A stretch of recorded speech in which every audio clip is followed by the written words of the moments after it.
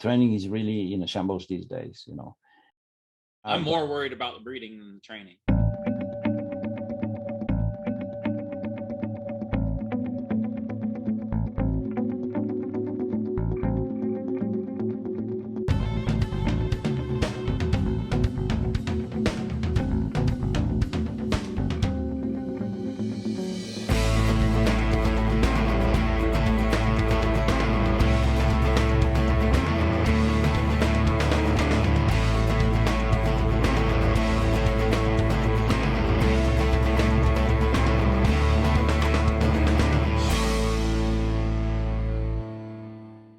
Hi, and welcome to 10 Minutes with Professor Abrantes, brought to you by the Ethology Institute.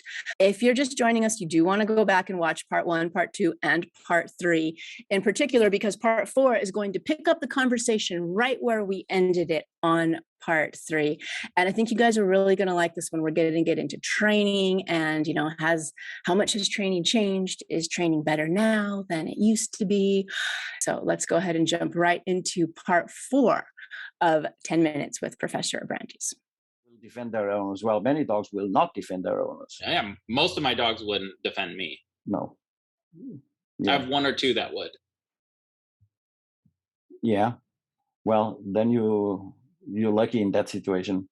But in general, we don't want dogs to do that either, because that is the problem. And it depends again on culture and where you live. Normally, we want the dogs to be nice to everybody, right? And that's what, if you look at the breeds, the description of the breeds, which are very misleading in many cases. Yeah. The dogs have to be nice, friendly to strangers, and not show aggressive behavior, basically. Yeah, it would be nice if we were actually breeding dogs to that standard. Because one thing, your expectations have to line up with the breeding. You can't expect things and then breed dogs a different way. You have to put them together. No, but breeding is also now we know that training is in a shambles. We know that. Yeah. But breeding is also, and there's always been. Yeah. I'm more worried about the breeding than the training. Oh no, I'm not. Really? I'm very worried about the training. My experience is, and maybe I'm wrong about this, but the dogs who are bred the best will make it through any training. They come out well if you use clicker and treats only and never use an aversive, and they work well if you use a shock collar and tons of aversive and never use treats. It's amazing. The well-bred dogs come out of those programs just fine. Yes, but that is correct. If I think about my dogs at the time, my English Cocker Spaniels, they would never bite anyone. That is 100% sure. I have actually examples of situations that I could describe to you where they other dogs would have beaten people, but they have not, because that was the time where I was doing the studies on the genetics of behavior, and I had a special breeding program. And they were absolutely excellent dogs, but depends on the breed as well. I was breeding English Cocker Spaniels. It's easy for me to kind of make them not to bite anyone. But if you are working with breeds that have been selected to show more aggressive behavior more often at a lower threshold, like guard dogs, for instance, then it's going to be difficult to breed them so that you take it away from them and you still can use them, right? And then training can really screw up everything. Yeah, absolutely. Yeah, well, that definitely, when the breeding quality is mediocre or poor, yes, training really makes a big effect, huge effect, which is why training is so important right now, because I think that the quality of dogs is so much lower than it's ever been in the past. Yeah, that is also correct. Now we have both. Well, the quality of training wasn't. If you ask me about, let's say, the 70s or 80s, yeah, I'm that old. I remember those times. Training was nothing to write home about such, because it was the old training methods. I mean, the job got done, but it could have been much better.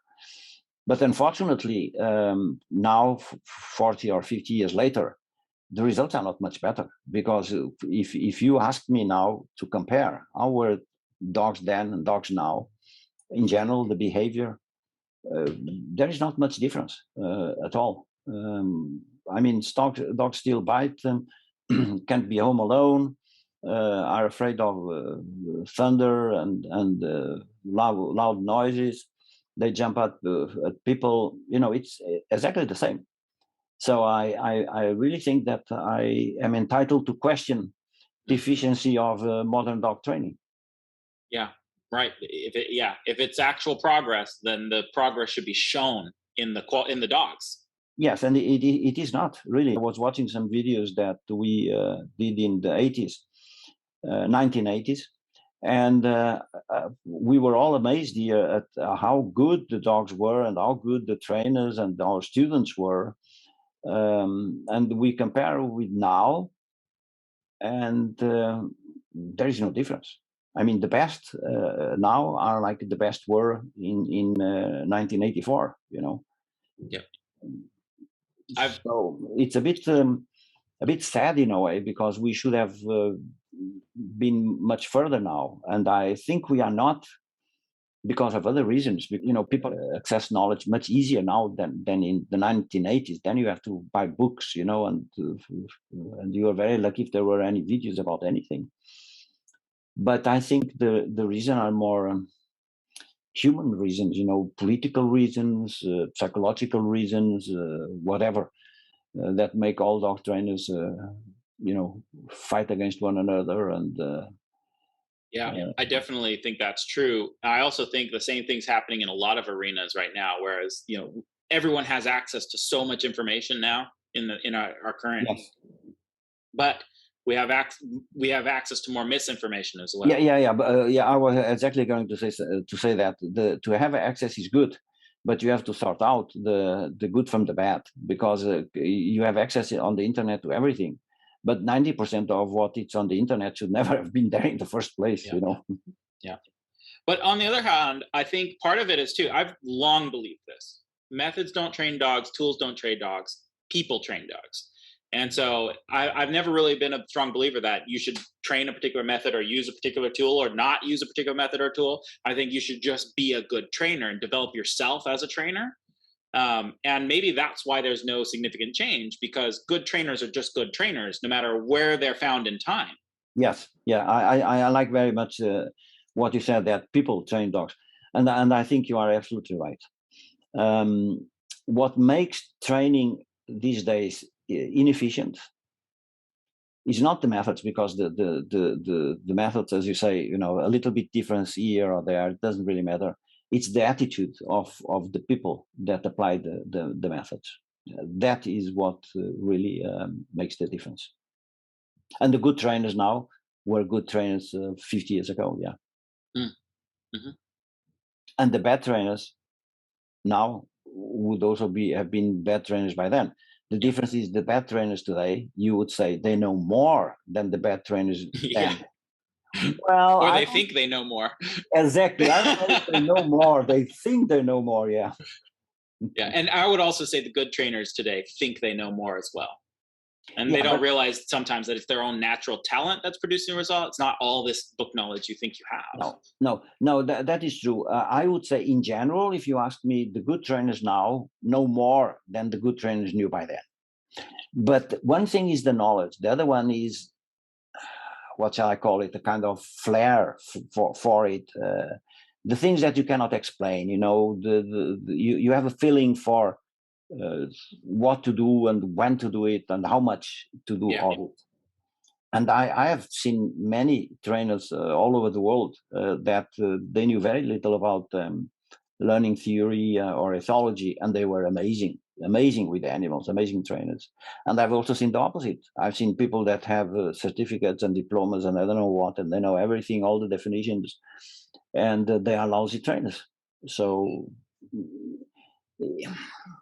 attitude, empathy, I think those things are paramount. Yeah. Yep. I completely agree. Thank you very much, Michael. That was a good conversation. We'll have another one. Yeah. Thank you. So a big thank you to tutor Michael McManus for bringing his questions to Professor Abrantes here on 10 Minutes with Professor Abrantes so we could share the answers with all of you. There will be plenty more of these 10 Minutes with Professor Abrantes episodes to come. Now, do you have a question that you would like to see answered by Professor Abrantes in 10 minutes? We might not do a whole 4-part like we did with Michael, but if you have a question that you would like a professor to answer, you can go ahead and ask. You can ask on our social media, or you can send me an email. You can find the email on the website, and we will have your question answered by Professor Abrantes. So I really enjoyed that. I think we all learned a lot. That was wrapping up part 4. If you missed part 1, 2, and 3, you definitely want to go see those. And if you want to see previous episodes of 10 Minutes with Professor Abrantes, they are on the website at ethology.eu, along with free articles. We have courses that you can take. We have certification programs for all of you trainers out there. Lots of really good stuff there at ethology.eu. And we will see you next time with another episode of 10 Minutes with Professor Abrantes.